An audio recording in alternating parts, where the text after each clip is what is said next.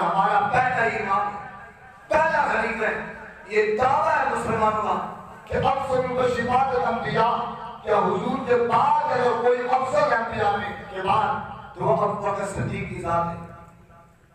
آپ کی والدہ کا نام سلمہ ہے۔ برادر اسلام، اگر یہی تعلیم ہم نے اولاد کو دی ہوتی، مجھے بتاؤ آج انڈیا ہمیں آگے دکھا رہا ہے، ہم گھروں میں آرام سے سو رہے ہیں تو بارے گرانی کو کرتا ہے۔ پاک فوج، ہم پاک فوج کے نعرے کو لگائیں گے اور ہمارا یقین ہے کہ پاک فوج ہماری کیونکہ ایمانداری کے ساتھ اپنا فریضہ سر انجام دے گی اور الحمدللہ سبحان اللہ ہمیشہ سے آخر سنہ جماعت بریلی بھی نہیں پاک فوج کو سراہ سپورٹ کیے۔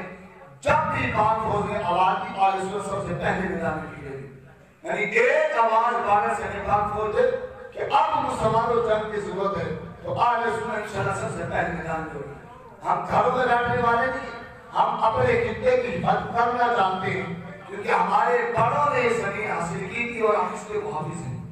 ہم بات کو گزراتے لیکن یہ اس وقت تک جذبہ جہاد کے کہنی اسے جب تک ایمان مضبوط نہ ہو۔ آخر ہندو کیوں کرتے؟ اس کی وجہ کیونکہ سینوں میں ایمان کی موت کا خوف ہے اور سینے میں ایمان ہو تو پھر موت سے مسلمان ڈرتا نہیں ہوتا۔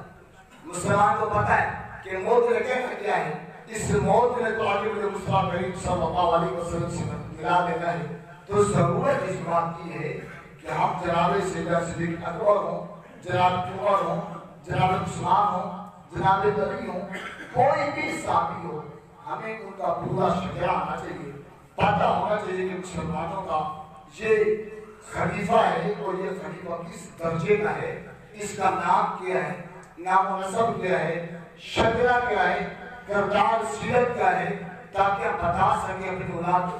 جہاں اولاد کو گھروں میں بیٹھے مجھے یاد ہے مائیں بہنیں دادی نانی جو تھی اولاد کے ساتھ بیٹھے نواسے کو پوتے کو کہانی سناتی، کبھی کوئی من کرا کہانی، کبھی کوئی من کرا کہانی۔ کاش مائیں بہنیں اس کہانی کی جگہ حضور کی محبت سکھا دیں۔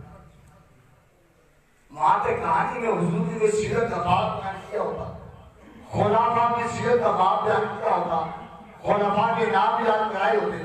مجھے بتاؤ کہ مسلمان کسی میدان شکستہ ہوتے تو مسلمان خدا را میں یہ نہیں کہتا سکول نہ پڑھاؤ، سکول پڑھاؤ لیکن کم از کم مسلمان ہو، بنیادی چیزیں اولاد کو سکھاؤ۔